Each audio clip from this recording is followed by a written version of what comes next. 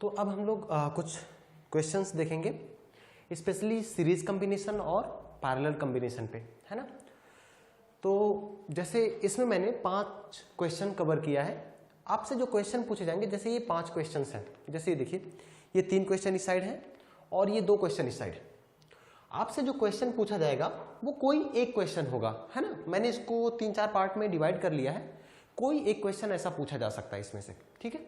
जैसे हमारे पास, हम पहले क्वेश्चन को देखते हैं। जैसे ये है क्वेश्चन, पहले समझ लीजिए, कह रहा है कि for rate of heat transfer, है ना, कोई रेट ऑफ हीट ट्रांसफर हो रहा है। ध्यान दीजिए, अगर रेट ऑफ हीट ट्रांसफर लिखा हुआ है, इसका मीनिंग ये है, रेट का मतलब होता है पर यूनिट टाइम, टाइम के रिस्पेक्ट में, है ना। हीट ट्रांसफर हो रहा है तो यानी कि ये क्यू डॉट की बात कर रहा है। किसकी बात कर रहा है? Q dot. और क्यू का यूनिट क्या होगा? कहोगे सर ये जूल है, और डॉट हो गया तो जूल पर सेकेंड, यानी कि ये किसकी बात कर रहा है? वाट की। ये किसकी बात कर रहा है? वाट की बात कर रहा है। तो ये रेट ऑफ हीट ट्रांसफर का मीनिंग ये हुआ। रेट ऑफ हीट ट्रांसफर का मीनिंग क्या हुआ कि वाट में इसका यूनिट आएगा। और ऑब्वियस सी बात है, जितना भी हीट ट्रांसफर है, हीट ट्रांसफर में, थर्मोडायनेमिक्स में मैंने बताया था क्या, थर्मोडायनेमिक्स में यूनिट होती है जूल, क्योंकि हम लोग वहां पर एनर्जी के इंटरेक्शन को देखते हैं। लेकिन यहां पर यूनिट होने वाला है वाट। क्यों? क्योंकि रेट ऑफ हीट ट्रांसफर की हम लोग बात करते हैं। जैसे यहां पे लिखा हुआ है रेट ऑफ हीट ट्रांसफर, तो इसका मीनिंग समझो। इसका मीनिंग ये हुआ कि ये जूल पर सेकेंड है। ये क्या है? जूल पर सेकेंड है। टाइम के रिस्पेक्ट में हीट ट्रांसफर हो रहा है, उसकी बात कर रहे हैं हम। ओके।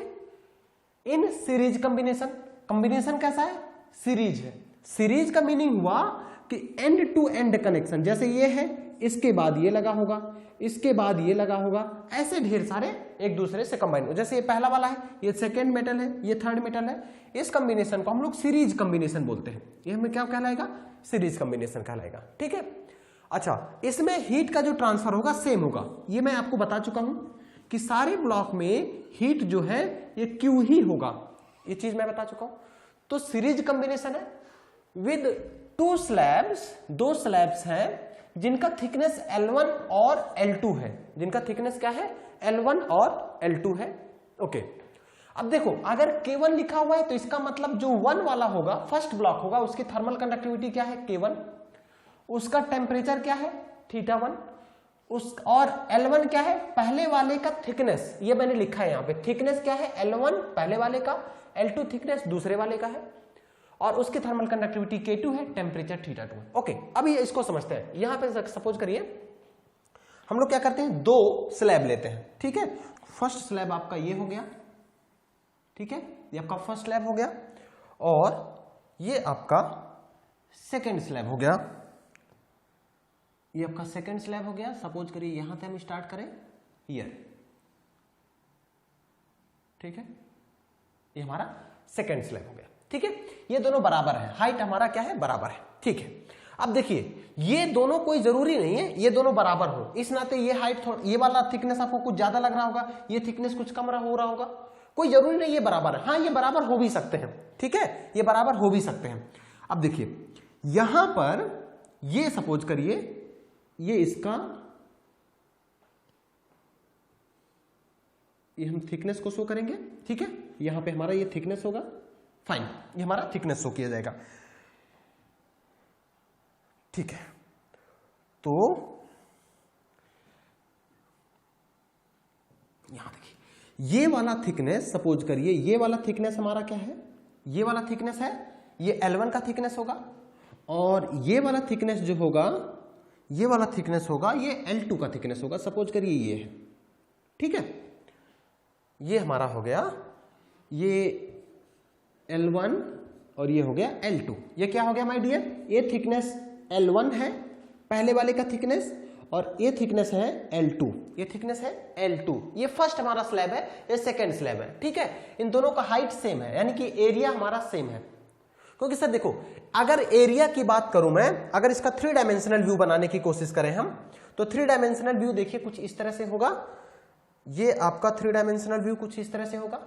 यहां से देखिए, ये इस तरह से जा रहा होगा, ठीक है। और यहां वाला लाइन, सपोज करिए ये आपका, ठीक है, सपोज करिए ये, ओके, सो हियर ये आपका सेकेंड लाइन हो गया। और थर्ड वाली ये देखिए, ठीक है, और यहां एक लाइन ऐसे करके जा रहा होगा, ठीक है। अब देखो ये एरिया है, वो एरिया कौन सा होगा, एरिया कौन सा होगा, इसको अगर देखोगे तो ऐसे मिला देंगे हम लोग, ठीक है, और यहां से ये वाला एरिया ऐसे आ जाएगा, ठीक है। अब एरिया समझ पा रहे हो, एरिया कौन सा है, एरिया आपका ये वाला होगा। एरिया हम देख लेते हैं कौन सा आएगा, एरिया ए है, ये वाला एरिया, ये वाला आपका एरिया है कैपिटल ए, ये वाला एरिया हमारा क्या है, कैपिटल ए, ठीक है। अब आप देख रहे होगे कि अगर ये पहला ब्लॉक है और ये सेकंड ब्लॉक है, ये फर्स्ट ब्लॉक है और ये सेकंड ब्लॉक है, तो जो एरिया है दोनों ब्लॉक का वो सेम है, A1 बराबर है A2 के, और ये सपोज करो एरिया ए के बराबर है। इसकी थर्मल कंडक्टिविटी कितना है, K1, इसकी थर्मल कंडक्टिविटी कितना है, K2, इसकी थर्मल कंडक्टिविटी कितना है, K2। अब मैं एज्यूम कर रहा हूं कि इनके टेम्परेचर्स, सपोज करिए यहां का टेम्परेचर हियर है ना, यहां का जो टेम्परेचर है से दिस इज θ1, ये क्या है θ1, और यहां का टेम्परेचर कुछ θ2 है, यहां का टेम्परेचर क्या है θ2 है, और इसके बीच का टेम्परेचर सपोज करो यहां पर ये टेम्परेचर है θ, ये टेम्परेचर है θ, ठीक है। तो इसका स्लोप अगर हम देखने की बात करें कि किस तरह से टेम्परेचर ग्रेडियंट वाली लाइन जाएगी, तो देखो ये लाइन तो एकदम स्ट्रेट जाने वाली है ना। यहां पे देखो लीनियर वेरिएशन होता है, जो टेम्परेचर का वेरिएशन होता है एक्स के रिस्पेक्ट में, जिसे टेम्परेचर ग्रेडियंट बोलते हैं, वो बेसिकली हमारा क्या होता है, लीनियर होता है। अगर आप बोलो कि सर ऐसा क्यों होता है, तो मैं एक चीज यहां पे बता दे रहा हूं। देखो Q बराबर हमने लिखा था, माइनस लिखो या मतलब देखो सपोज करो मैं माइनस लिख दे रहा हूं, माइनस के इंटू ए इंटू डी टी बटे डी एक्स, यही ना। अब देखो ध्यान से समझो, हीट ट्रांसफर दोनों स्लैब में क्या होगा, कांस्टेंट होगा, चाहे इस स्लैब में देखो चाहे इस स्लैब में। क्यों, क्योंकि सर स्टेडी स्टेट है। स्टेडी स्टेट का मीनिंग ये हुआ कि कोई भी चीज एब्जॉर्ब नहीं करेगा। अब कोई भी हीट एब्जॉर्ब नहीं करेगा, इसका मीनिंग तो ये हुआ कि जितना हीट आएगा उतना हीट चला जाएगा। तो Q वाला हमारा जो टर्म होगा, जो Q वाला टर्म होगा माय डियर, कहोगे सर ये Q जो है ना ये तो कांस्टेंट है, Q वाला क्या है, कांस्टेंट है। एरिया कांस्टेंट, ये थर्मल कंडक्टिविटी, कहोगे सर ये तो मेटल की प्रॉपर्टी है। आप जैसे बोलोगे सर स्टील है, तो स्टील है तो उसकी प्रॉपर्टी होगी, यानी कि उसकी K की वैल्यू कांस्टेंट होगी। एल्यूमिनियम बोलोगे तो उसकी थर्मल कंडक्टिविटी कुछ ना कुछ दिया रहेगा, तो K भी कांस्टेंट है। एरिया जो होगा ये भी कहीं ना कहीं एक कांस्टेंट होने वाला है ना। अगर स्लैब में देखा जाए तो यहां पे जैसे एरिया हमारा क्या है, कांस्टेंट है, ठीक है। और dt बटे dx को अगर देखें तो dt बटे dx को देखा जाए, ये वाला, ये dt बटे dx, तो इसको अगर हम देखने की कोशिश करें, ये वाला पोर्शन, ये dt बटे dx, यही तो बेसिकली हमारा टेम्परेचर ग्रेडियंट है। कहोगे सर टेम्परेचर ग्रेडियंट के साथ क्या होगा, अगर ये कांस्टेंट है, ये भी क्या है माय डियर, ये कांस्टेंट है, ठीक है, ये भी क्या है, कांस्टेंट है, ये भी क्या है, कांस्टेंट है। तो कहोगे सर देखो dt बटे dx भी क्या होगा, कांस्टेंट होगा, एक कांस्टेंट स्लोप की लाइन होगी, इसकी एक मैग्नीट्यूड होगा। मतलब सपोज dt बटे dx फॉर एग्जांपल से 10 आया, तो ये वैल्यू एक कांस्टेंट, मतलब कि जो स्लोप होगा इस तरह से, देखो स्लोप कांस्टेंट होगा। स्लोप कांस्टेंट होने का मतलब ये हुआ कि इस तरह से एक स्ट्रेट लाइन आएगी। कांस्टेंट स्लोप होने का मीनिंग क्या हुआ, स्ट्रेट। अगर कोई कहता है कि सर देखो ऐसे आएगी, इसका मीनिंग कांस्टेंट स्लोप है, नहीं, इसका मीनिंग है जीरो स्लोप। इसका मीनिंग क्या है, जीरो स्लोप। इसका मीनिंग क्या है, जीरो स्लोप। क्लियर है। अरे यार अगर सपोज करो tan थीटा बराबर 10 आ रहा है, तो थीटा की एक ही वैल्यू तो आएगी, tan इनवर्स 10, यही ना। तो थीटा की वैल्यू कांस्टेंट, यानी कि थीटा की वैल्यू कांस्टेंट, तो ये जो थीटा होगा ये कांस्टेंट होने का मतलब एक सीधे स्ट्रेट लाइन बनना चाहिए, एक सीधा स्ट्रेट लाइन बनना चाहिए ना। तो इसका मीनिंग आप समझ पा रहे होगे कि अगर K कांस्टेंट है, एरिया कांस्टेंट है, हीट ट्रांसफर भी कांस्टेंट है क्योंकि स्टेडी स्टेट हीट कंडक्शन है, तो dt बटे dx जिसको हम लोग टेम्परेचर ग्रेडियंट बोलते हैं, टेम्परेचर ग्रेडियंट बोलते हैं, ये कहीं ना कहीं कांस्टेंट होगा, ये कहीं ना कहीं कांस्टेंट होगा। इसका मीनिंग वो एक स्ट्रेट लाइन में दिखाया जाएगा। क्यों? क्योंकि इसका स्लोप कांस्टेंट है। dt बटे dx कांस्टेंट होने का मीनिंग समझ पा रहे हो? उसका स्लोप कांस्टेंट है। और स्लोप कांस्टेंट, किसी भी लाइन का कांस्टेंट अगर स्लोप है, कोई भी लाइन का एक स्लोप कांस्टेंट है, तो कहोगे सर देखो ये जो लाइन है ना, ये जो लाइन है इसका स्लोप कांस्टेंट है। अच्छा ये वाली लाइन बताओ, ये वाली लाइन, क्या इस वाली लाइन का स्लोप कांस्टेंट है? कहोगे नहीं। कैसे पता चला? पता हमें ऐसे चलेगा माय डियर कि हम इस पे डालेंगे टेंजेंट। सपोज करो ये पॉइंट है, इस पे हम डालेंगे टेंजेंट, ये टेंजेंट हो गया। इस पर हम डालेंगे टेंजेंट, ये टेंजेंट हो गया। इस पर डालो टेंजेंट, इस पर डालो टेंजेंट। अब देखो इसमें थीटा की वैल्यू चेंज हो रही है कि नहीं? जैसे मैं बोलूं अगर यहां से मैं थीटा मेजर कर रहा हूं तो इसका वैल्यू से θ1 है, कहोगे सर इसका स्लोप ये θ2 हो गया। ओके, इसका कहोगे सर थीटा बराबर 0 डिग्री है, इसका थीटा, समझ पा रहे हो? तो ये वाला स्लोप हो गया, ये थीटा हो गया। तो इसमें थीटा चेंज कर रहा है। और इसमें कहोगे सर देखो अगर यहां पे थीटा है तो यहां भी थीटा होगा, तो यहां भी क्या होगा? थीटा होगा। कांस्टेंट स्लोप की लाइन, तो कांस्टेंट स्लोप की लाइन अगर आपको ड्रॉ करना है तो एक स्ट्रेट लाइन ड्रॉ करना पड़ेगा। मेरे ख्याल से ये चीज क्लियर होगा बहुत इजीली, ठीक है। अब बताओ कि अगर मुझे यहां पर टेंजेंट दिखाना है, स्लोप दिखाना है, टेम्परेचर ग्रेडियंट दिखाना है, तो टेम्परेचर ग्रेडियंट कैसा होना चाहिए? टेम्परेचर ग्रेडियंट कैसा होना चाहिए? इस पॉइंट से शुरू होना चाहिए और इस पॉइंट को होना चाहिए, यही ना? क्लियर है? क्लियर है, ठीक है। और इसको लेके अगर मैं ड्रॉ करूं तो देखो बच्चा, इसको ये देखो, क्योंकि सर देखो इसका स्लोप अलग अलग है, दिख रहा है। इसका कहोगे तो ये थीटा बन रहा है, इसका थोड़ा सा ज्यादा थीटा बन रहा है। हाँ क्यों? क्योंकि K1 और K2 अलग अलग है, K1 और K2 अलग है, इस नाते इसका स्लोप अलग अलग है, ठीक है। तो लेकिन ये स्ट्रेट लाइन होगा, ये क्या होगा? एक स्ट्रेट लाइन होगा, ठीक है, फाइन। तो इनके टेम्परेचर हो गए θ1, इंटरमीडिएट टेम्परेचर थीटा, और यहां पे टेम्परेचर कितना हो गया? θ2, ठीक है। अगर मैं रेजिस्टेंस मेथड, क्या देखो कुछ चीजें मैं क्लियर बता दूं।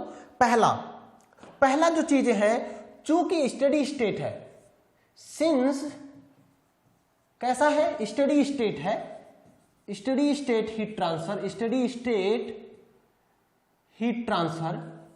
तो स्टेडी स्टेट हीट ट्रांसफर होने के कारण क्या कहोगे कि सर देखो इसमें जो हीट का ट्रांसफर होगा से इसमें जो हीट का ट्रांसफर होगा, अगर Q है, इसमें हीट कितना जा रहा है? Q जा रहा है, तो इसमें भी कितना होगा? Q ही होगा। यानी कि यहां पर हीट कितना आया? Q, तो यहां भी हीट क्या होगा? Q। क्लियर है? जितना हीट आएगा उतना हीट बाहर निकल जाएगा, और मेरे ख्याल से उतना ही हीट बाहर भी निकल रहा होगा। ऐसे कितना हीट बाहर निकल रहा होगा? कहोगे सर Q। क्लियर है? तो अगर मैं मानूं कि इसमें हीट Q1 है और इसमें हीट Q2 है, तो ये Q1 Q2 बराबर होगा और Q के बराबर हो जाएगा। ये कहां से पता चलेगा? स्टेडी स्टेट से, कि Q1 बराबर Q2 बराबर Q। ये कहां से आया? Steady state heat transfer. जितना हीट आएगा उतना हीट बाहर जाएगा, ठीक है। अब कहोगे सर हीट का मीनिंग, अरे यार हीट का तो कहां से पता चलेगा? कहोगे सर हीट का जो इक्वेशन है, फोरियर्स लॉ ऑफ हीट कंडक्शन, क्योंकि ये बेसिकली कंडक्शन हो रहा है तो हम लगाएंगे फोरियर्स लॉ।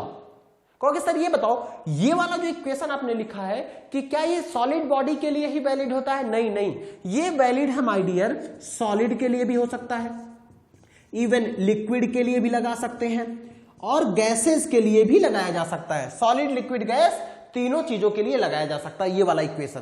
क्लियर है? चलो ठीक है, तो ये वाला आ गया, फाइन। अब कहोगे सर देखो Q की वैल्यू क्या होगी? क्या आप मुझे Q1 बता सकते हो? देखो Q बराबर, यानी कि देखो अगर मैं इस ब्लॉक को देखूं तो कहोगे देखो सर Q की वैल्यू जो फार्मूला आता है, जो कंडक्शन जो Q की वैल्यू आता है, ये मैं लिखता हूं K A θ1 माइनस θ2। ओके, मैं इसको इरेज करता हूं, θi माइनस θ फाइनल लिख देता हूं, ठीक है, इनिशियल माइनस फाइनल, ठीक है, जिससे कि आपको कंफ्यूजन ना रहे। θi माइनस θf बटे कितना लेंथ है? L। कोई दिक्कत इसमें? माइनस नहीं लगाया, इस माइनस नहीं लगाने के नाते पहले इनिशियल टेम्परेचर लिखोगे, माइनस फाइनल टेम्परेचर लिखोगे, यही ना? कहोगे सर देखो अगर मैं Q की बात करूं यहां पे इस केस में Q की वैल्यू कैलकुलेट करना चाहूं तो आप जो कह रहे हो कि जो Q1 होगा वो Q के बराबर होगा, तो इस वाले स्लैब में जो हीट ट्रांसफर होगा वो भी Q होगा। तो यानी कि अगर मैं लिखना चाहूं तो Q बराबर मैं लिख सकता हूं उसकी थर्मल कंडक्टिविटी कितना है K1, एरिया कितना है A, ओके। इसका टेम्परेचर डिफरेंस बताओ θ1 माइनस थीटा, अभी मैं पहले वाले का लिख रहा हूं θ1 माइनस थीटा, बोलो θ1 minus theta, this is Ka, here this is θ1 minus theta. इसका थिकनेस बताओ माय डियर, थिकनेस बताओ कितना है, थिकनेस हमारा है L1, ये वाला थिकनेस कितना है my dear, this is L1, thickness कितना है L1, तो divided by L1, this is divided by कितना हो जाएगा my dear, divided by L1। कोई परेशानी इसमें, ये Q के बराबर होगा। क्योंकि सर देखो अगर ये वाला सही है तो मैं तो कह सकता हूं इसमें लगा सकता हूं, यानी कि थीटा और θ2 के बीच में लगा सकता हूं। अरे यार देखो देखो देखो, अगर आपको नहीं समझ में आ रहा है तो कोई परेशानी नहीं, मैं इसको अलग बना देता हूं, फटाफट अलग चीज, दो डायग्राम बना लेते हैं, एकदम सिंपल एकदम बेसिक, आप इसको समझने की कोशिश करो, थोड़ा सा टाइम लगेगा लेकिन कॉन्सेप्ट क्लियर होना चाहिए। देखिए ये पहला वाला ब्लॉक था, ये वाला पहला ब्लॉक था, फाइन। दूसरा वाला ब्लॉक बना लेते हैं माय डियर, दूसरा वाला सेम ब्लॉक बना लेते हैं। ये देखिए ये सपोज करिए दूसरा ब्लॉक था, ठीक है। अब फिगर पे मत जाइए, वैसे सिमिलर फिगर्स हैं, ये L1 L2 है, ये कितना है, ये देखो ये क्या है, ये इसका थिकनेस L1, इसका थिकनेस L2, इसका थर्मल कंडक्टिविटी K1, इसका थर्मल कंडक्टिविटी K2, यही ना। यहां का टेम्परेचर कितना था θ1, यहां का टेम्परेचर कितना था थीटा, तो यहां का भी टेम्परेचर कितना था थीटा, यहां का टेम्परेचर कितना था θ2। तो अगर बच्चा ये Q1 है तो मैं तो Q1 यही लिखूंगा ना, K1 area A, initial temperature θ1, final temperature theta बटे इसका थिकनेस, कहोगे सर L1, कोई दिक्कत इसमें, कहोगे सर Q2 लिखना है तो कोई बात नहीं, Q2 लिख लो, Q2 लिख लो, Q2 बराबर हो गया माय डियर, ये आपका Q2 हो गया, ये आपका Q2 हो गया। तो Q2 की वैल्यू बताइए मुझे, Q2 की वैल्यू बताओगे, कहोगे सर देखो माइनस हटा देता हूं, माइनस हटा के मैं इनिशियल माइनस फाइनल लिखूंगा, फाइनल माइनस इनिशियल नहीं लिखूंगा, फाइनल माइनस इनिशियल नहीं लिखूंगा। तो इसकी thermal conductivity K2, area A2 क्यों नहीं लिख रहे हो सर, A1 और A2 बराबर है, A1 और A2 बराबर है और मैंने इसको A मान लिया है, तो K2 इंटू A। अब बताओ टेम्परेचर डिफरेंस θ2 माइनस थीटा की θ1 माइनस थीटा, कोई कहता है सर मैं θ2 माइनस थीटा लिखूंगा, लिखो मुझे कोई परेशानी नहीं है, लेकिन तब यहां माइनस लगाना, तब यहां माइनस लगाना, अगर यहां माइनस नहीं लगाते हो तो ये एक्सप्रेशन गलत हो जाएगा। इस माइनस के नाते ही इनिशियल माइनस फाइनल लिखेंगे तो थीटा माइनस θ2 हो जाएगा माय डियर, थीटा माइनस θ2 हो जाएगा, थीटा माइनस θ2 हो जाएगा। किसी को भी इस एक्सप्रेशन में परेशानी, किसी को एक्सप्रेशन, कहोगे सर एक चीज ये है, ठीक है इसको मैं मान लेता हूं, इसको मैं मान लेता हूं। अब ऐसा करो क्या हम सीधे देखो यहां पर, क्या इसमें ऐसे डायरेक्टली लगा सकते हो कि दोनों को कंबाइंड करके लगा दिया जाए, क्या दोनों को कंबाइंड करके भी लगाया जा सकता है, हाँ लगाया जा सकता है। उसके लिए कॉन्सेप्ट ऑफ थर्मल रेजिस्टेंस आपको मैं दूसरा मेथड अभी आपको बताऊंगा, उसमें हम लोग कंबाइंड करके भी लगाएंगे। चलो ठीक है, ये एक्सप्रेशन आ गया कि नहीं, ये वाला एक्सप्रेशन आ गया, कोई दिक्कत, इस वाले एक्सप्रेशन को मैं डायरेक्टली यहां से निकाल लेता हूं, तो ये एक्सप्रेशन मैं यहां पे लिखता हूं, ये एक्सप्रेशन मेरे ख्याल से Q1 मैंने लिख दिया है, ठीक है।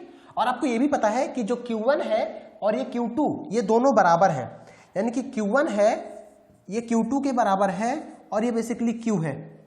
तो देखो Q1 की वैल्यू मैं ऑलरेडी यहां पे लिख चुका हूं, Q1 की वैल्यू ये है और मेरे ख्याल से यही Q1 भी है, यही, और इसका Q2 देख लो, Q2 की वैल्यू क्या आया है K2A, this is K2A, this is theta minus θ2, theta minus θ2, okay, divided by L है, यहां पे थिकनेस कितना हो जाएगा L2, डिवाइडेड बाई L2 हो जाएगा, ठीक है।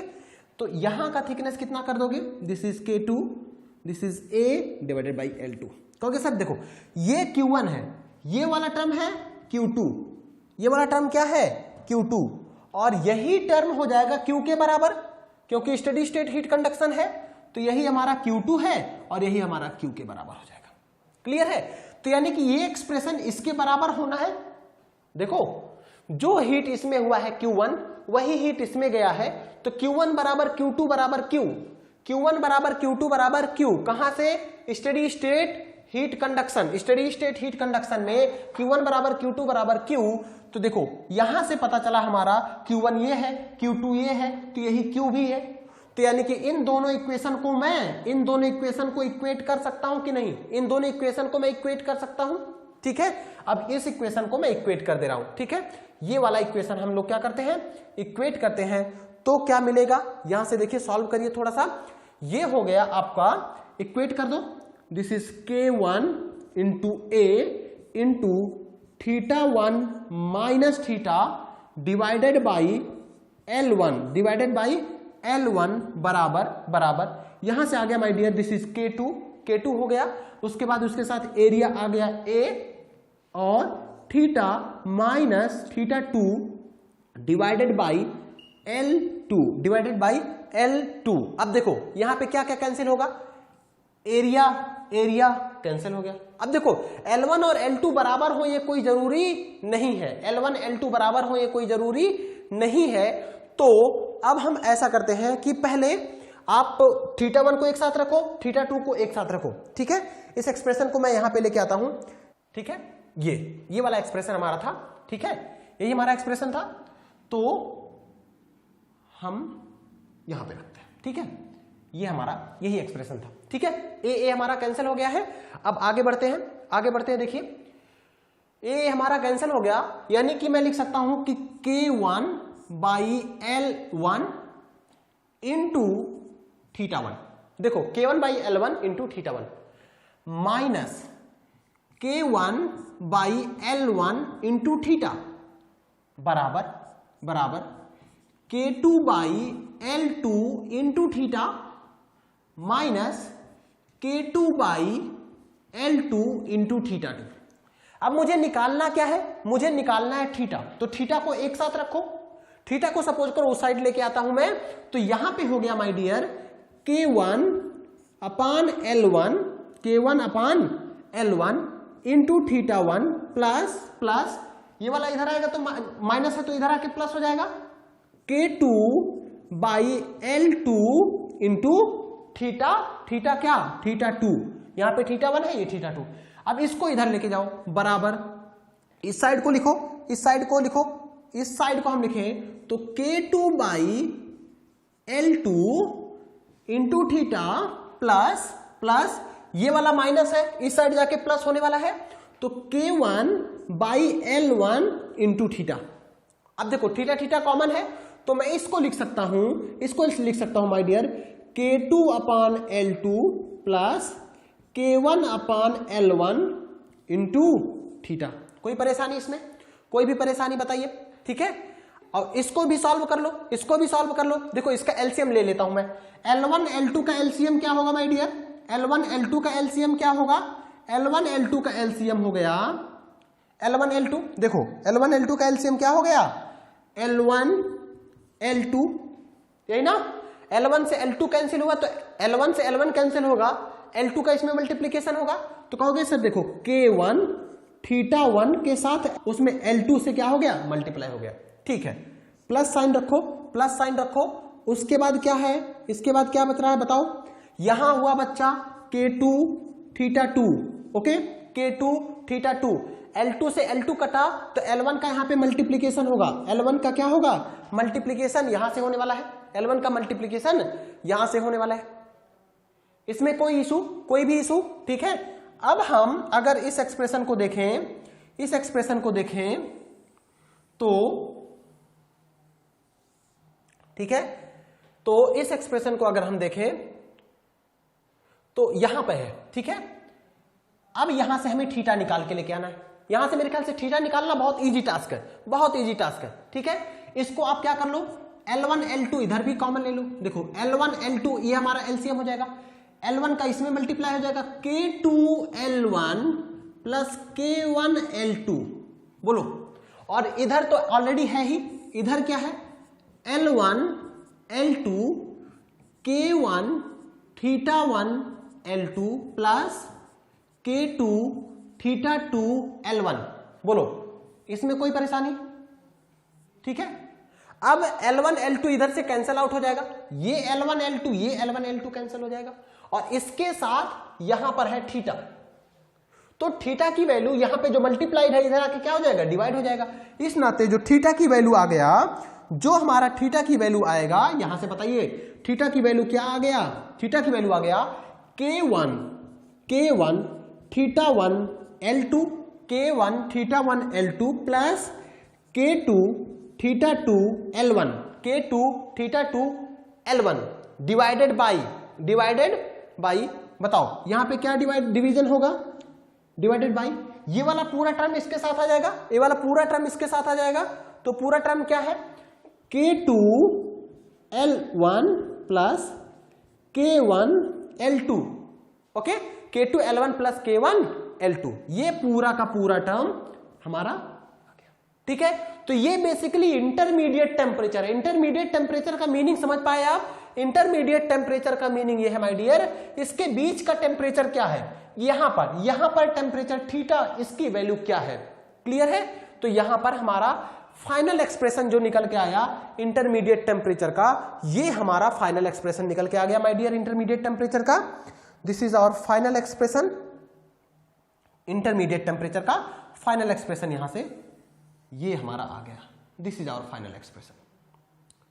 ठीक है, अब इसको मैच कराओ, देखो यहां से मैच कर रहा कि नहीं, K1 θ1 L2 plus K2 θ2 L1 K1 L2 plus K2 L1, similar expression हमारा यहां पे आ रहा है, K1 θ1 के साथ L2 आ रहा है, K2 θ2 के साथ L1 आ रहा है, K2 L1 plus K1 L2, यानी कि इंटरमीडिएट टेम्परेचर हमारा आ गया, इंटरमीडिएट टेम्परेचर आ गया।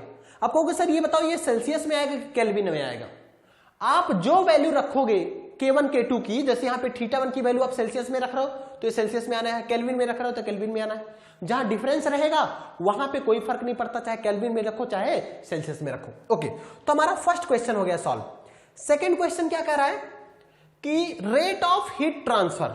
अब देखो यहां पर ये मैंने लिखा है Q डॉट, ये क्या है Q डॉट। Q डॉट का मीनिंग आप समझ पा रहे हो, ये वाट में है, वाट में है। कहोगे सर देखो अगर Q डॉट निकालना है ना, Q डॉट निकालना है तो Q डॉट निकालने के लिए कई तरीके हैं, lot number of. Second question मैं करता हूं यहां पे, सेकंड क्वेश्चन देख लीजिए माय डियर, सेकंड क्वेश्चन मैं यहां पे कर रहा हूं, यहां पे देखिए this is our second question. Second question में मुझे Q डॉट निकालना है। अरे यार मैं ऑलरेडी कैलकुलेट कर चुका हूं, देखो ऑलरेडी मैं कैलकुलेट, देखो चाहे मैं Q1 को Q बोलूं चाहे मैं Q2 को Q बोलूं, है तो दोनों सेम ही, है दोनों सेम ही कि नहीं?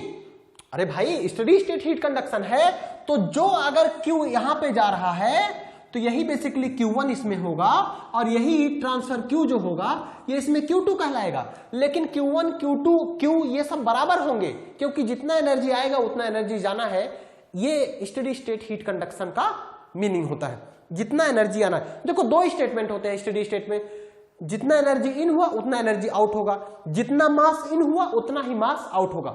लेकिन ये ओपन सिस्टम नहीं है, थर्मोडायनेमिक्स नहीं अभी पढ़ रहे हैं हम लोग, जब थर्मोडायनेमिक्स देखेंगे तब वहां पर मास का भी कंसीडरेशन किया जाएगा ओपन सिस्टम के लिए, वो अलग बातें हैं। मेरे ख्याल से ये चीज क्लियर है। आप कहोगे सर अगर बात ये कह रहे हो आप कि Q1 और Q2 बराबर है तो जो थीटा की वैल्यू आई है ना हमारे पास, जो थीटा की वैल्यू हमारे पास आई है, चाहे मैं उस थीटा की वैल्यू यहां पे रख दूं चाहे उस थीटा की वैल्यू मैं यहां पे रख दूं, तो आंसर सेम आना चाहिए, तो आंसर सेम आना चाहिए, इजंट इट? अरे भाई Q बराबर Q1, देखो Q1 बराबर Q2 बराबर Q, तो अगर Q1 बराबर Q2 बराबर Q है तो चाहे मैं Q इसको मान लूं चाहे इसको मान लूं। अच्छा, इसको निकालने के लिए मुझे θ1 तो दिया है, θ1 दिया है, थीटा जो निकाला हो वो चीज यहां पे रखना पड़ेगा कि नहीं, वो चीज यहां पे रखना पड़ेगा कि नहीं? तो ठीक है हम लोग निकाल लेते हैं, फटाक से निकाल देते हैं। ओके, हियर क्या होगा बताओ, मैं एक निकालता हूं, Q बराबर, मैं पहला वाला ले लेता हूं Q1, Q बराबर से Q1, आप दोनों चेक करेंगे, आप अपना लगा लीजिएगा, दोनों से सेम आंसर आएगा। कहोगे सर देखो K1A अपान L1 और यहां पे था थीटा 1 माइनस थीटा। कहोगे सर थीटा 1 माइनस थीटा तो ठीक है, थीटा कहां से लेके आऊं, थीटा कहां से लेके आऊं माय डियर, तो थीटा देखो यहां पे पड़ा हुआ है, थीटा हमारा यहां पे पड़ा हुआ है, तो यहां पे आया, ये हमारा क्या हो गया, ये हमारा थीटा का एक्सप्रेशन था, ठीक है, ये हमारा क्या था, थीटा का एक्सप्रेशन था, ओके, ये हमारा थीटा का एक्सप्रेशन था। और क्यू की वैल्यू क्या आया था, क्यू की वैल्यू बताओ क्या आया था, जो हमारा क्यू डॉट आया था ना वो Q1 के बराबर होगा, और मैंने बोला था K1 A upon L1 into theta 1 minus theta था, तो थीटा 1 माइनस बोलो थीटा की वैल्यू ये है, पूरा थीटा की वैल्यू ये है, तो इसके साथ लिख देते हैं, इसको ऐसा करते हैं हम लोग बड़े ब्रैकेट में लिखते हैं जिससे कंफ्यूजन ना हो आपको। तो ये देखिए मैं इसको क्या कर देता हूं, ठीक है, और इसको मैं इस ब्रैकेट में रख देता हूं। सपोज करिए K1 theta 1 L2 plus K2 theta 2 L1 divided by K2 L1 plus K1 L2। ये क्लियर है कि नहीं बताओ, ये थीटा की जगह पे लिख दिया। आप कहोगे सर देखो मैं चाहता तो इस जो थीटा है ना, मैं चाहता तो ये जो थीटा है ये यहां पे नहीं उठा के यहां पे भी रख सकता था, देखो यहां पे भी रख सकता था, तो भी वैल्यू हमारा क्या आता, सिमिलर आता, तो भी हमारा वैल्यू एज यूजुअल सिमिलर आता, कोई दिक्कत नहीं था। अब इसको सॉल्व कर लो, इसको सॉल्व कर लो, ये आंसर आ जाएगा K1 into A by L1। इसको ऐसे पड़ा रहने दो, देखो थीटा 1 के साथ K2 L2 आएगा कि नहीं, देखो देखो इसको सॉल्व करो थोड़ा सा, थीटा 1 के साथ K2 L2 आएगा प्लस थीटा 1 के साथ K1, ओके, तो ये this is K2 L1, this is K2 L1। यहां पे क्या है मुन्ना, यहां पे है K2 L1 है बच्चा, K2 के साथ L1 आया और K1 के साथ L2 आया, थीटा का इसमें मल्टीप्लाई हो गया। अब इस ब्रैकेट को ओपन करो, minus K1 theta 1 L2, K1 theta 1 L2, okay, ये प्लस होगा, इसके साथ मल्टीप्लाई हो रहा है माइनस, तो ये भी माइनस हो जाएगा, माइनस का K2 थीटा 2 L1, ठीक है, K2 थीटा 2 L1, और डिवाइडेड बाई ये पूरा ये डिवाइड हो जाएगा K2 L1 plus K1 L2, K2 L1 plus K1 L2। अब इसको देखो, चेक करो कुछ कट रहा है क्या, कुछ कट रहा है क्या, देखो कुछ कट रहा है क्या, थीटा 1 है K1 है L2, ये चीज ये दोनों कैंसिल आउट हो जा रहा है, ध्यान से समझो, देखो थीटा 1 K1 L2, ये चीज कैंसिल हो जा रही है, ठीक है, और ये कैंसिल हो पा रहा है क्या, नहीं, यहां पे K2 है तो यहां पे K2 है, यहां पे थीटा 2 है, यहां पे थीटा 1 है, तो कुछ कॉमन दिख रहा है क्या, कुछ कॉमन दिख रहा है क्या जिसको मैं कॉमन ले सकूं, देखो K2 कॉमन है, लेंथ देखो L1 कॉमन है, तो K2 L1 में कॉमन ले लेता हूं, देखो इसको एक्सप्रेशन आगे लिखते हैं, this is K1 into A by L1, K2 L1 common ले लो, okay, let take K2 L1 as a common, K2 L1, और बचेगा यहां पे मुन्ना बचा थीटा 1 और उधर बचेगा थीटा 2, यहां पे बचा कौन, थीटा 1 और यहां पे बचेगा थीटा 2, तो theta 1 minus theta 2, fine, okay, और यहां पर देखो K2 L1 plus K1 L2, this is K2, ये हमारा क्या हो गया, K2 L1 plus this is K2 L1 plus K1 L2, कुछ कैंसिल हो रहा है यहां पे भी क्या, हाँ बिल्कुल कैंसिल हो रहा है माय डियर, L1 से L1 फिर कैंसिल हो रहा है, इस एक्सप्रेशन को हम लोग आगे लिखते हैं, तो ये हमारा Q हो गया, ठीक है, Q हो गया, ये Q की वैल्यू आ गया। तो एक्सप्रेशन हमें प्रूफ क्या करना है, पहले ये देख लेते हैं, A के साथ है, A ऊपर आया है, A को ऊपर लिख लेंगे, L1 बटे K1 L2 बटे K2 है, ठीक है, तो कुछ एक्सप्रेशन के करीब हम लोग पहुंच रहे हैं, जैसा हमें प्रूफ करना है उसी हिसाब से चलते हैं, ठीक है, तो A ऊपर चाहिए तो A को ऊपर रहने दो, ठीक है, A को ऊपर रहने देते हैं, ठीक है, ये हमारा A ऊपर रह गया, उसके साथ थीटा 1 माइनस थीटा 2 है तो रहने दो, थीटा 1 माइनस थीटा 2 है, ओके, तो A हो गया थीटा 1 माइनस थीटा 2। अब देखो K1 K2 यहां पे है तो K1 K2 ऊपर है तो यहां नीचे आके डिवाइड में बनेगा ना, तो आप कहोगे कि सर देखो इसका जगह पे मैं लिख सकता हूं K2 अपान K1 K2। बोलो बोलो, ये K1 K2 इसके भी डिवाइड होगा, इसके भी डिवाइड होगा, into L1 into L1 plus K1 अपान ये देखो ये K1 था, नीचे फिर वही K1 K2 आएगा, K1 K2 L2। कोई परेशानी? अब इसमें भी देखो कुछ कट रहा है, देखो K2 से K2 कैंसिल हो गया, K1 से K1 कैंसिल हो गया, तो बचा कितना?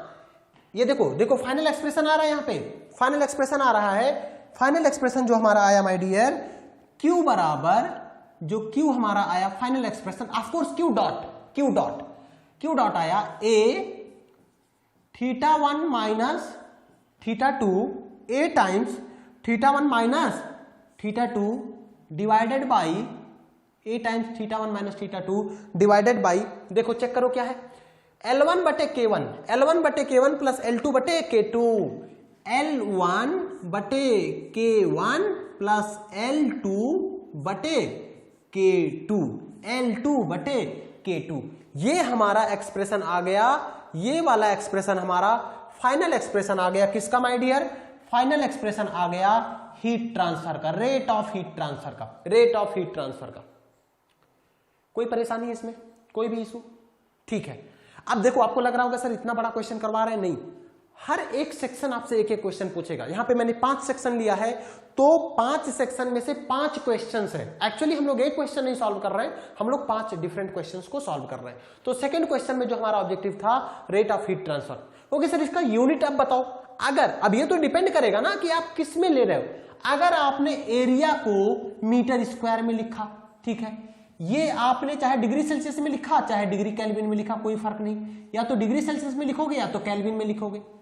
और K1 और K2 वाट पर मीटर डिग्री सेल्सियस में लिखा आपने, और L1 और L2 दोनों को आपने मीटर में लिखा, तो इसका जो यूनिट बनेगा वो वाट बनेगा। तो इसका यूनिट क्या बनेगा माय डियर? वाट बनेगा। क्लियर समझ पा रहे हो? बाकी आप जैसा लिखेंगे वो वैसा आएगा। जैसे आपने K को आपने किलो, मतलब जैसे वाट पर मीटर केल्विन है तो किलो वाट पर मीटर केल्विन, इस तरह से आपने लिखा तो वो चीजें यूनिट उसी हिसाब से चेंज हो जाएगी। मेरे ख्याल से यूनिट का उतना इशू नहीं होना चाहिए आपको। ठीक है, ओके सर, ठीक है, इतना बड़ा तो एक्सप्रेशन समझ में आया, ये चीज तो ठीक है, कोई इशू नहीं है मुझे। लेकिन क्या इसका कोई और तरीका है? तो ये मेथड, ये तरीका मैं बताया हूं जिस तरह से आपको सॉल्व करना है, जिस तरह से अगर आपको आया एक्सप्रेशन तो आपको सॉल्व करते हैं। दूसरा क्या कोई और मेथड है? बिल्कुल, सेकेंड मेथड मैं आपको बता देता हूं, मेथड टू।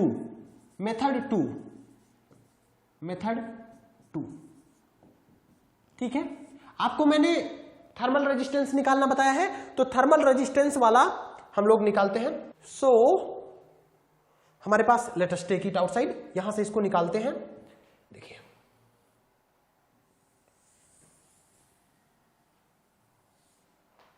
ठीक है, टेक इट, देखो यहां पे, ठीक है, हमारे पास जितना काम का है बस उतना ही चाहिए, बहुत ज्यादा वो करने की जरूरत नहीं है। फिर से फिगर ड्रॉ करने का कोई मीनिंग नहीं है, यहीं पे बता देते हैं। ठीक है बच्चा, कहोगे सर देखो यहां पे ना एक रेजिस्टेंस बनेगा, रेजिस्टेंस मेथड लगा रहा हूं, this is second method, resistance method. ये देखो यहां पे रेजिस्टेंस आएगा, कहोगे सर मैं इसको मान ले रहा हूं R1, इसको मैं मान ले रहा हूं R1, और एक रेजिस्टेंस यहां पे भी आएगा, कहोगे सर एक रेजिस्टेंस यहां पे आएगा। ठीक है, यहां पे टेम्परेचर कितना होगा? θ1, यहां पे टेम्परेचर कितना होगा? θ, यहां पे टेम्परेचर कितना होगा? θ2। आपके बुक्स में ये मेथड मोस्टली वो लोग प्रिफर नहीं करते, इससे पहले वाला जो मैंने क्वेश्चन बताया है ये वाला मेथड ये लोग प्रिफर करते हैं, बट एब्सोल्युटली आप इस वाले मेथड को भी यूज कर सकते हैं, इसमें कोई परेशानी नहीं है। बिल्कुल इस वाले मेथड को यूज किया जा सकता है, इसमें कोई दिक्कत नहीं है, कहीं कहीं यूज करते भी है इसका, ऐसा नहीं है। आपको लगेगा कि सर ये कोई अलग मेथड है, नहीं, ये जो एक्सप्रेशंस आए हैं ना, ये एक्सप्रेशंस जो आए हैं ये बेसिकली इसी इक्वेशन से ही डिराइव हुआ है, इसी जगह से ही आया है। तो इस नाते ओरिजिन को तो आप कहीं भी लिख सकते हो। सपोज करो ये R2 है, ये कितना है माय डियर? ये R2 है, ये R2 है। ठीक है, आप कहोगे सर देखो आपने बताया था कि स्लैब के केस में अगर कंडक्शन हो रहा है, अगर कंडक्शन हो रहा है तो थर्मल रेजिस्टेंस का जो आपने बताया था फार्मूला L/K × A बताया था, L/K × A बताया था। तो अगर ये बात सही है, अगर ये बात सही है तो R1 की वैल्यू क्या होगा? कहोगे सर जितना लेंथ होगा, तो कहोगे सर देखो L1 बटे थर्मल कंडक्टिविटी कितना? कहोगे सर K1, एरिया कितना? A, एरिया कितना? A। ओके, R2 की वैल्यू बताओ, R2 की वैल्यू बताओ, R2 की वैल्यू L/K, L कितना? L2, thermal conductivity K2, area A, area A। कोई परेशानी?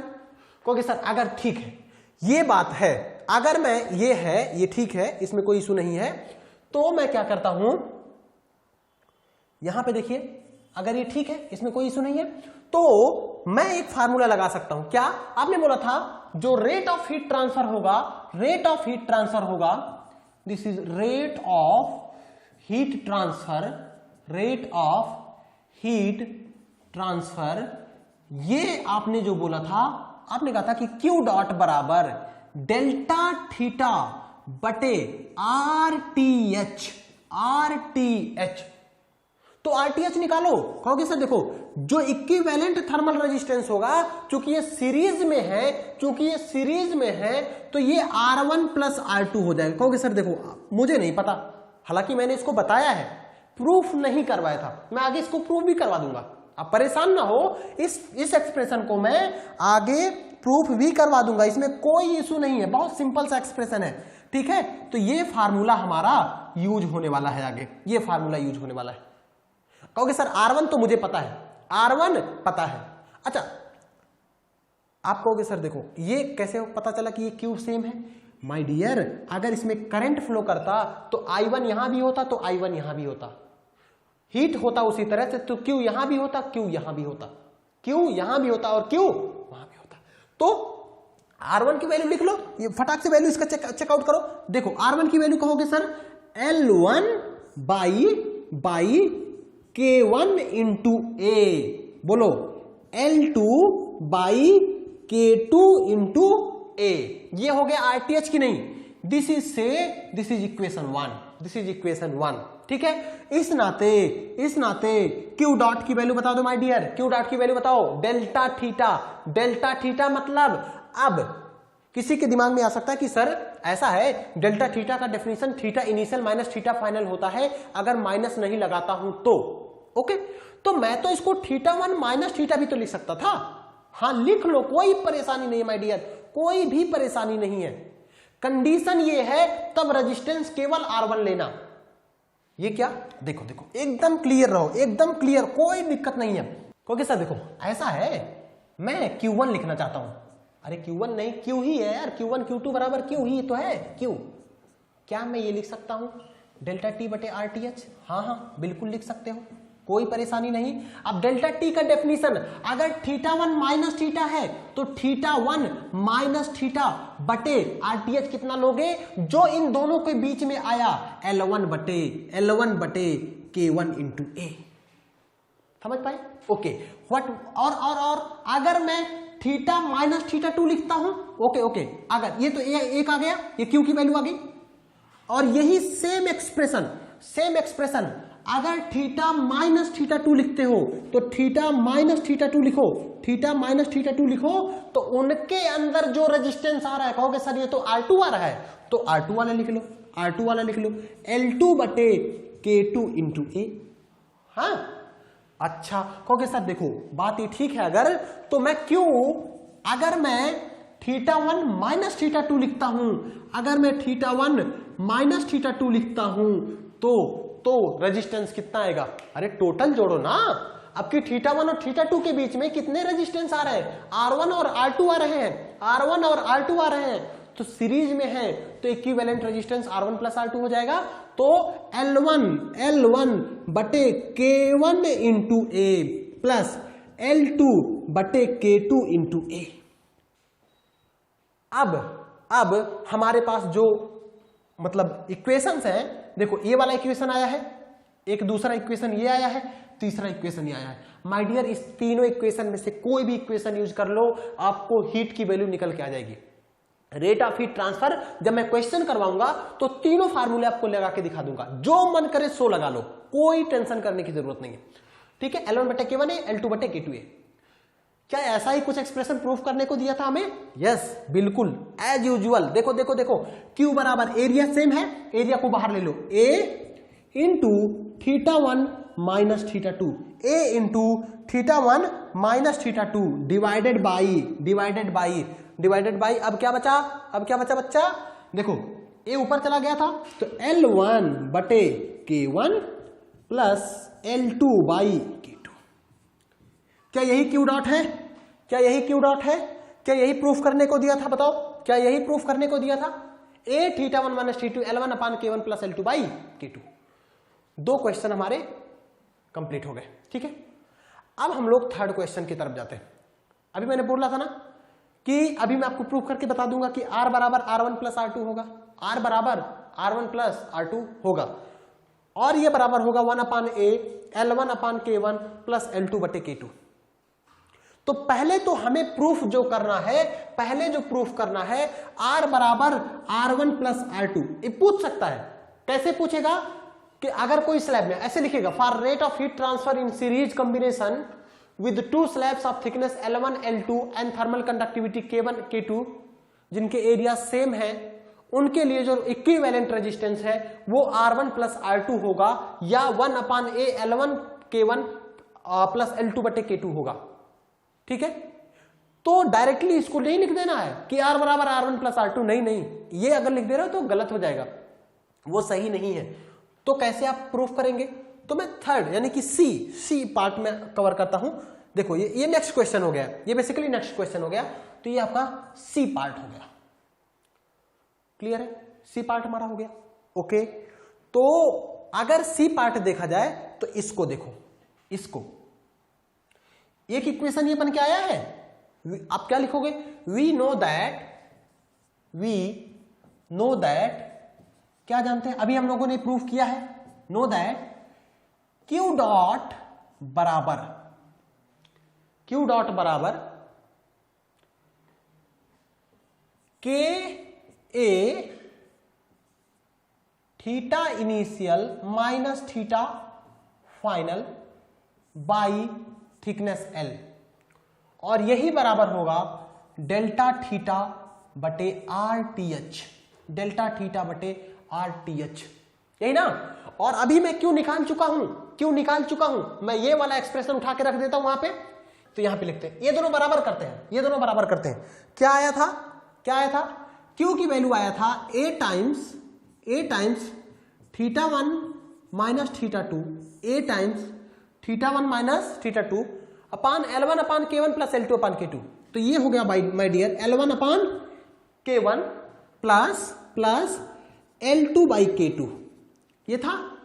और कहोगे सर ये तो डेल्टा थीटा बटे RTH के बराबर होगा, तो डेल्टा थीटा का डेफिनेशन क्या हुआ? θ1 माइनस θ2। कहोगे सर ये RTH, ये क्या है? RTH। कोई दिक्कत इसमें? समझ पा रहे हो? तो कुछ कैंसिल हो रहा है, θ1 θ2 क्या हो रहा है? कैंसिल हो रहा है। इसको थोड़ा सा और अगर आप मॉडिफाई करो, इसको थोड़ा सा और सॉल्व करने की कोशिश करो, तो देखो यहां से क्या आ रहा है, ये जो A है इसको इसके साथ में लिख सकता हूं, और यही सेम A इसके साथ भी आ जाएगा। तो यानी कि आया क्या? L1/K1 into A plus L2/K2 into A बराबर RTH। क्या ये RTH के बराबर आ गया? आप कहोगे नहीं सर ये तो 1/RTH है, तो ठीक है उसी के फॉर्म में लिख लेते हो, मुझे कोई परेशानी नहीं है, ठीक है। तो यहां भी तो 1/, आएगा, तो अगर 1/, इतना आ रहा है, तो RTH की वैल्यू इसके बराबर हो जाएगा कि नहीं है? देखो समझ पा रहे हो, 1/, इज इक्वल टू 1/। इसका मीनिंग ये हुआ जो डिन्यूमिनेटर है ये दोनों का क्या होगा? बराबर होगा। तो RTH की वैल्यू यहां से क्या निकल के आया? जो थर्मल रेजिस्टेंस आया RTH, या मैं इसको R भी लिख दूं, ये आया my dear L1/K1 into A plus L2/K2 into A, ठीक है। अब कहोगे सर ये वाला ना कुछ देखा हुआ लग रहा है, ये तो वो है जो R1 की वैल्यू थी, बताओ ये वो है जो किसका था, R1 की वैल्यू, देखो L1 बटे K1A, R2 क्या था, L2 बटे K2A, ठीक है। तो ये कहीं ना कहीं हमारा क्या है, R1, ये कहीं ना कहीं R1 है और ये कहीं ना कहीं R2 है। तो इसलिए R इक्विवेलेंट या RTH बराबर R बराबर R1 plus R2, R1 plus R2, ये फाइनल एक्सप्रेशन आ गया हमारा, क्लियर है। ये वाला एक्सप्रेशन हमारा आ गया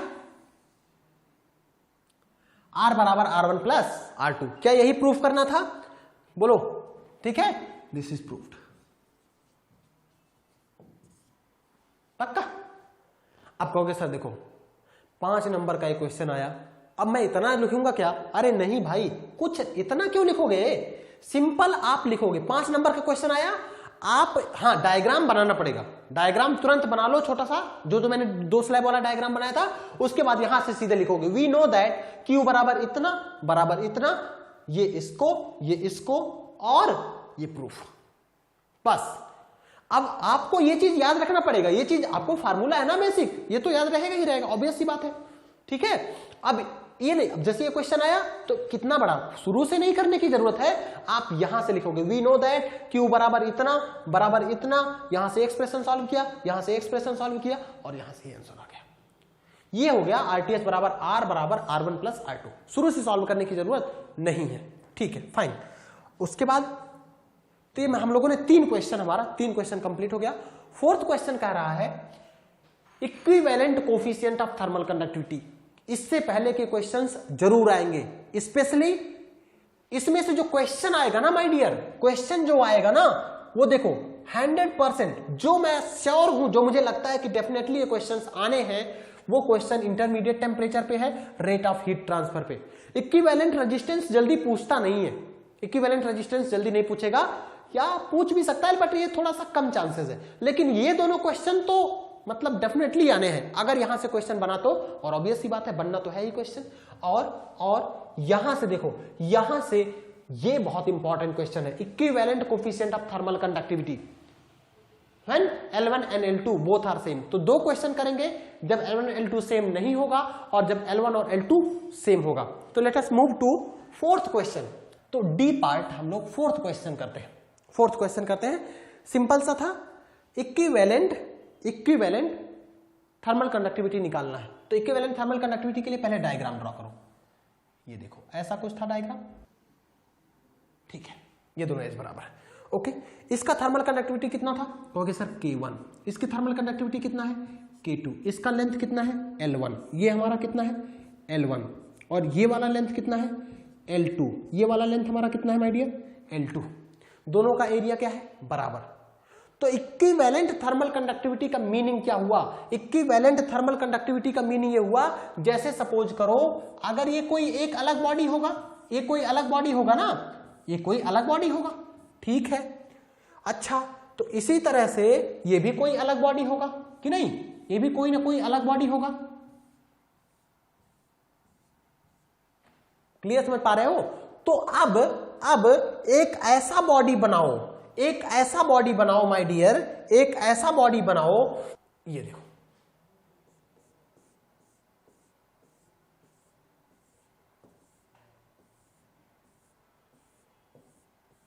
ठीक है, this is 1 slab, this is 1 slab, ठीक है, ये पूरा का पूरा एक स्लैब है, ये पूरा एक स्लैब है,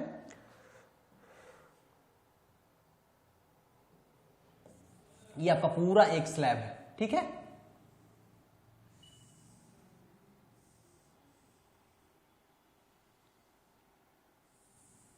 ठीक है,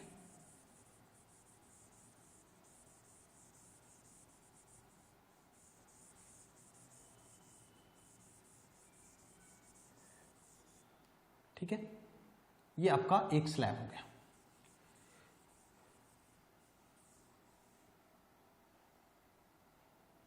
इक्विवेलेंट का मीनिंग क्या हुआ ये मैं बता दे रहा हूं आपको, इक्विवेलेंट का मीनिंग क्या हुआ, ठीक है। तो अब इक्विवेलेंट मीनिंग का हुआ, अब इसका एक मटेरियल बनाओ, तो कहोगे सर इसका अगर एक मटेरियल तो इसकी थर्मल कंडक्टिविटी K होगा, या K इक्विवेलेंट लिख देता हूं, दोनों लिख सकता हूं, और इसका जो थिकनेस होगा, यही मेन काम है, इसका थिकनेस L1 प्लस L2 के बराबर होगा, दोनों के सम के बराबर होगा। इसका जो थिकनेस होगा दोनों के सम के बराबर होगा। ठीक है, और क्या कंडीशन होगा? अगर इसका टेम्परेचर जैसे यहां पे दिया था θ1 और यहां का टेम्परेचर दिया था θ2, तो यहां भी टेम्परेचर जो होगा माय डियर θ1 होगा और यहां का जो टेम्परेचर होगा θ2 होगा। क्लियर है? तो इनके बीच की लाइन कैसे ड्रॉ करोगे? इनके बीच का टेम्परेचर ग्रेडियंट वाला लाइन कैसे ड्रॉ करोगे? तो टेम्परेचर ग्रेडियंट वाली लाइन, ये देखो, ये आपका टेम्परेचर ग्रेडियंट का लाइन, हमारा टेम्परेचर ग्रेडियंट का लाइन होगा। और यहां पे टेम्परेचर ग्रेडियंट कैसा होगा? यहां पे टेम्परेचर ग्रेडियंट हो सकता है ऐसे हो, ठीक है, यहां का टेम्परेचर ग्रेडियंट हो सकता है ऐसे हो, फिर यहां का हो सकता है ऐसे हो। ये मैंने आपको लाइन ड्रॉ करके बताया था। तो मुझे एक्चुअली निकालना है कि K इक्विवेलेंट क्या होगा। K इक्विवेलेंट निकालने का कंडीशन क्या है? कंडीशन पहले फटाफट लिखते हैं। क्या कंडीशन है? कंडीशन ये है कि एरिया सेम होना चाहिए। अभी एरिया क्या होना चाहिए? सेम होना चाहिए। ठीक है, A1 बराबर A2 बराबर A, एरिया सेम हो रहा है। दूसरा, डेल्टा थीटा सेम होना चाहिए। डेल्टा थीटा हमारा क्या होना चाहिए? सेम होना चाहिए। थर्ड क्या कंडीशन है कि जो ऑफ कोर्स ये दोनों कंडीशन कभी कभी वैलिड भी कर लें, लेकिन आपको जो स्टैंडर्ड कंडीशन में है कि डेल्टा थीटा सेम होना चाहिए, ये दोनों सेम होना चाहिए। और क्या कंडीशन होना चाहिए? थिकनेस हमारा क्या होना चाहिए? थिकनेस हमारा क्या होना चाहिए? जो समेशन होगा, थिकनेस जो होगा L होगा, ये L1 प्लस L2 के बराबर होगा। L1 प्लस L2 के बराबर होगा।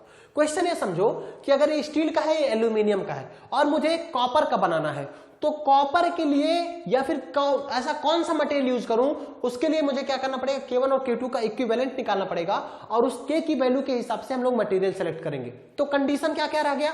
जो एरिया इसका होना चाहिए वही एरिया इसका होना चाहिए। फाइन, जितना इन दोनों का समेशन थिकनेस होगा वही इसका सम होगा थिकनेस। जितना यहां पर टेम्परेचर डिफरेंस है उतना ही टेम्परेचर डिफरेंस यहां होगा। इसका मीनिंग क्या हुआ? इसका मीनिंग ये हुआ माय डियर, इसका मीनिंग ये हुआ कि जो हीट ट्रांसफर इसमें हो रहा है, जो हीट ट्रांसफर इसमें हो रहा है वही हीट ट्रांसफर इसमें होना चाहिए। जो हीट ट्रांसफर यहां हो रहा है वही हीट ट्रांसफर इसमें भी होना चाहिए। समझ पाए? बस खत्म हो गया। यहां पे देख लेते हैं, यहां से लिखते हैं, दो हीट ट्रांसफर हुआ, ये दोनों का क्या होना चाहिए? सेम होना चाहिए। दोनों का क्या होना चाहिए? सेम होना चाहिए। कहोगे सर ठीक है, अगर ये कंडीशन है तो इसमें बताओ, इसमें हीट ट्रांसफर कितना होगा? कहोगे सर देखो, इसमें तो फोरियर्स लॉ ऑफ हीट कंडक्शन में डायरेक्टली लगा सकता हूं। एक ब्लॉक है तो मैं लगाऊंगा Q बराबर देखिए K हमारा K इक्विवेलेंट है तो मैं K लिख रहा हूं। K area A, temperature difference, तो टेम्परेचर डिफरेंस क्या होगा? θ1 माइनस θ2, θ1 माइनस θ2। अभी इसका एक न्यूमेरिकल क्वेश्चन भी करवा दूंगा। Ka θ1 माइनस θ2 बटे कितना थिकनेस है? L1 plus L2। Okay, clear? Fine. इसका बताओ कितना होगा? अगर देखो, आपको वैसे तो कैलकुलेट करना पड़ेगा, तो इसको निकाल लो कि Q बराबर डेल्टा थीटा बटे RTH से, वहां से तो निकाल ही सकते हो बहुत इजीली। तो डेल्टा थीटा कितना हो गया? कहोगे सर θ1 माइनस θ2, ये डेल्टा थीटा हो गया माय डियर। RTH बताओ, R1, अगर यहां पे ये R1 है और ये R2 है तो दोनों सीरीज में है। अभी मैं इसको समझाया हूं, तो R1 प्लस R2 होगा।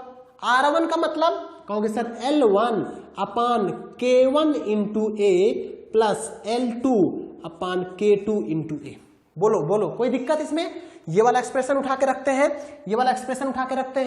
यहां पे ये वाला एक्सप्रेशन उठा के यहां रखते हैं माय डियर। यहां पे देखो, कहोगे sir K equivalent Ka θ1 minus θ2 divided by L1 plus L2, ये बराबर है किसके माय डियर? किसके बराबर है ये वाला एक्सप्रेशन देखो, ये वाला, ठीक है। तो दिस इज, ये क्या हो गया मुन्ना? θ1 माइनस थीटा 2 डिवाइडेड बटे L1 अपान K1 इंटू ए प्लस L2 अपान K2 इंटू ए। ठीक है, अब देखो इतना लिख दिए, मैं एक स्टेप शॉर्ट कर रहा हूं। इस ए को ऊपर ले जा सकता हूं क्या? इस ए को यहां पे लेके आ सकता हूं क्या? बोलिए, इस ए को यहां पे लेके आ सकता हूं? बिल्कुल लेके आ सकता हूं मैं। ठीक है, मैं ए यहां से इरेज करता हूं और ए को उठा के यहां पे लेके आते हैं, तो ये यहां वाला भी चला जाएगा। ठीक है, नेक्स्ट स्टेप में, इसके बाद नेक्स्ट स्टेप में ए यहां पे चला आया, और जब ए यहां पे चला आया तो क्या ए से ए कैंसिल हो सकता है? बिल्कुल हो सकता है। क्या ए से ए कैंसिल हो सकता है? क्या बिल्कुल हो सकता है। क्लियर है? इसमें कोई डाउट? ठीक है, ओके। तो अब हमें क्या, ओके, अभी तो एक चीज और कैंसिल हो रहा है माय डियर, एक चीज और कैंसिल हो रहा है। यहां देखो θ1 माइनस θ2, θ1 माइनस θ2, ये दोनों भी कैंसिल हो रहे हैं कि नहीं हो रहे हैं? ये दोनों भी कैंसिल हो रहे हैं, θ1 माइनस θ2 भी कैंसिल हो गया। तो बचा क्या? बचा ये k अपान L1 प्लस L2 बराबर 1 अपान L1 upon K1 plus L2 by K2। तो K बराबर क्या हो जाएगा? L1 प्लस L2 यहां चला जाएगा, L1 प्लस L2 यहां चला जाएगा। ठीक है, तो K बराबर देख लो, K बराबर आ गया, ये वाला इधर मल्टीप्लाई हो जाएगा, L1 plus L2 upon L1 upon K1 plus L2 by K2, L1 upon K1 plus L2 by K2। ठीक है, मेरे ख्याल से ये आपका एक एक्सप्रेशन हो गया जो हमें इक्विवेलेंट थर्मल कंडक्टिविटी का वैल्यू देगा, इक्विवेलेंट थर्मल कंडक्टिविटी की वैल्यू देगा। ठीक है, अच्छा, अब एक तो एक्सप्रेशन पूछ सकता है, इसमें नेक्स्ट क्वेश्चन ये पूछ सकता है कि ये बताओ equivalent coefficient of thermal conductivity जब L1 और L2 सेम हो, यानी कि L1 और L2 बराबर हो, तो L1 और L2 अगर बराबर होंगे तो क्या कंडीशन होगा? इफ नेक्स्ट इसी में लिखता हूं, इफ L1 बराबर किसके? L2 बराबर किसके? L। बोलो, तो L प्लस L कितना हो जाएगा? इसलिए के इक्विवेलेंट क्या हो जाएगा? L प्लस L कितना हो जाएगा? कहोगे सर ये तो 2L हो जाएगा। अच्छा, यहां पे देखो L बाई K1, बोलो L by K1 plus L by K2, L by K1 plus L by K2। Okay, इसको सॉल्व कर लो, बराबर क्या? K बराबर 2L अपान क्या था? देखो K1 K2 एलसीएम ले लो, K1 K2 क्या ले लोगे?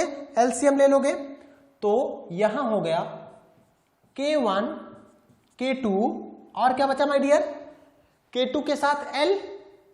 ठीक है, यानी कि L इधर ले लो तो K2 प्लस K1 ऊपर आ जाएगा, L times K2 plus K1 हो जाएगा। बोलो, अब देखो L कैंसिल हो गया, ये ऊपर चला गया, तो K बराबर आया 2K1 K2 अपान K1 plus K2, 2K1 K2 अपान K1 प्लस K2। ये हमारा एक क्वेश्चन ये हो गया। बोलो, कोई डाउट है इसमें? एकदम सिंपल सा एक्सप्रेशन आया, 2K1 K2 अपान K1 प्लस K2। मेरे ख्याल से यही एक्सप्रेशन हमें प्रूफ करने के लिए दिया गया था, यही एक्सप्रेशन हमारा प्रूफ करने के लिए दिया गया था। और देखो, अगर थोड़ा सा और लेवल बढ़ाया, हालांकि ये चांस नहीं है, लेकिन फिर भी अगर लेवल बढ़ाता है तो क्या कहोगे? सेम एक्सप्रेशन निकालना है, सेम एक्सप्रेशन निकालना है, तो क्या कहोगे कि सर देखो ऐसा है, अगर सेम एक्सप्रेशन निकालना है equivalent thermal conductivity when n number of slabs, कितने नंबर ऑफ स्लैब्स लग रहे हैं? n नंबर ऑफ स्लैब्स लग रहे हैं, n नंबर ऑफ स्लैब्स लग रहे हैं। n नंबर ऑफ स्लैब्स होने का मीनिंग समझ पा रहे हो आप? n नंबर ऑफ स्लैब्स होने का मीनिंग यहां पे समझिए, सपोज करिए जैसे ये था, है ना, हमारा स्लैब अभी हमने कहां बनाया था? ये वाला स्लैब हमारा बनाया था, ये वाला स्लैब बनाया था। ठीक है, ओके, ठीक है, ओके, ठीक, ओके, आगे बढ़ते हैं। तो कहोगे सर देखो ये तो 2 ही स्लैब हुए, तो तीसरा स्लैब बना, तो मैं अब डॉटेड लाइन में बना देता हूं, है ना, ये तीसरा स्लैब हो गया। बोलो, ठीक है, ऐसे फिर कहोगे सर एक चौथा स्लैब बना दो, ठीक है, फिर ऐसे डॉट डॉट डॉट डॉट कहोगे सर ऐसे n स्लैब। n की वैल्यू क्या हो सकता है, मतलब से सपोज करो 100 है, 50 है, इसी तरह से होगा कि नहीं। तो कहोगे सर देखो ये तो L3 हो गया, बोलो ये L4 हो गया, इसी तरह से जाएगा कितना, जो nth नंबर स्लैब होगा, जो nth नंबर स्लैब होगा, सपोज करो ये nवां स्लैब है, तो इसका थिकनेस कितना होगा सर L1 होगा, इसका थिकनेस कितना होगा L1 होगा। समझ पा रहे हो, इसका अगर L1 है, इसका L2 है, इसका L3 है, L4 है, क्योंकि ये स्लैब 1 है, स्लैब 2 है, स्लैब 3 है, ये स्लैब 3 है, ये स्लैब 4 है, ये स्लैब n है, nवां स्लैब है, ये स्लैब कौन सा है, nth नंबर ऑफ स्लैब है, तो इसका थिकनेस कितना है Ln है। तो कहोगे सर ऐसे ही इसका रेजिस्टेंस भी तो बनेगा, ये R1, ये R2, ये R3, ये R4, इसी तरह से डॉट डॉट डॉट ये Rn, बोलो बोलो ये हो गया R1, ठीक है, इसके बीच ये R2, इसके बीच ये R3, देखो ये R3 हो गया, और ये R4 हो गया, और ये क्या हो गया, कहोगे सर Rn हो गया। क्लियर है। तो इक्विवेलेंट थर्मल कंडक्टिविटी निकालने का तरीका क्या है, Q दोनों का क्या होना चाहिए, सेम होना चाहिए। Q दोनों का क्या होना चाहिए, सेम होना चाहिए। अब कहोगे सर देखो इसका तो एक तो ये निकल जाएगा, और दूसरा इसके साथ अगर मैं इक्विवेलेंट थर्मल कंडक्टिविटी निकालना चाहता हूं तो कैसा बनेगा, कैसा बनेगा, एक ऐसा बनाओ, एक ऐसा रेक्टेंगल बनाओ, एक ऐसा रेक्टेंगल बनाओ, देखो यहां से समझिए, ध्यान से समझिए, ठीक है, एक ऐसा रेक्टेंगल बनाओ जिसका थिकनेस क्या हो, देखो ये हाइट सेम होना चाहिए, नो डाउट यहां पे थोड़ा सा वेरिएशन है, लेकिन हाइट सेम रहेगा।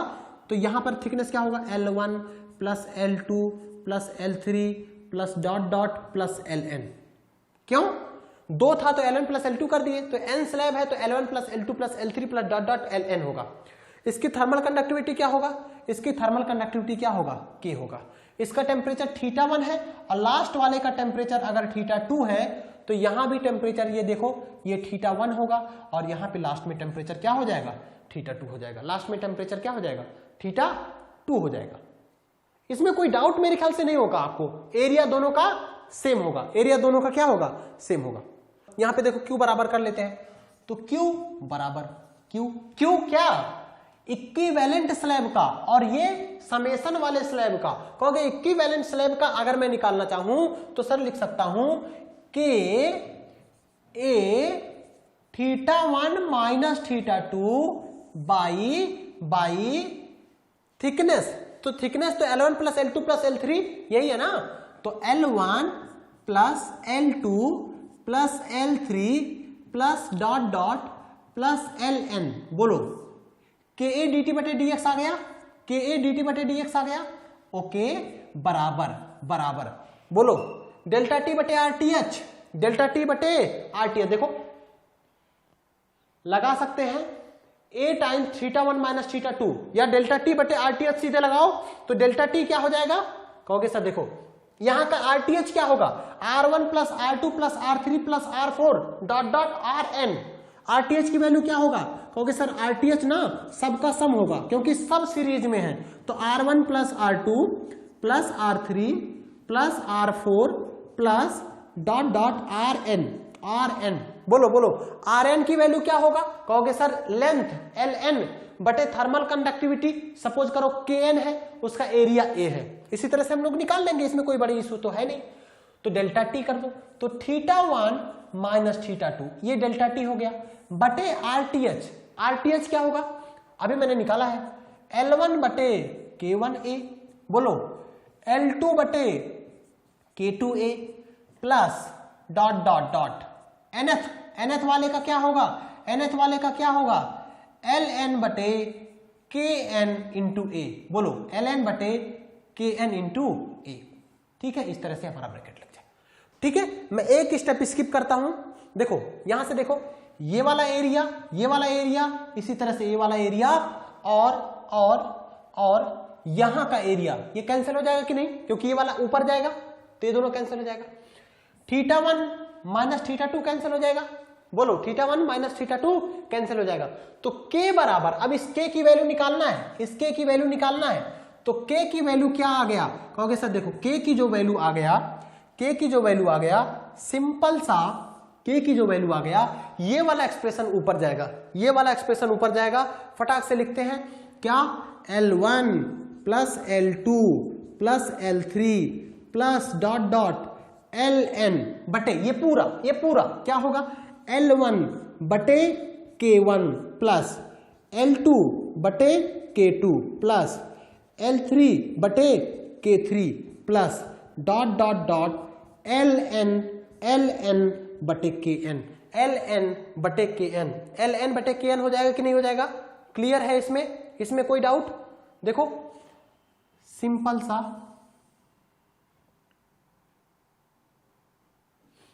मेरे ख्याल से यही एक्सप्रेशन प्रूफ करने को दिया था,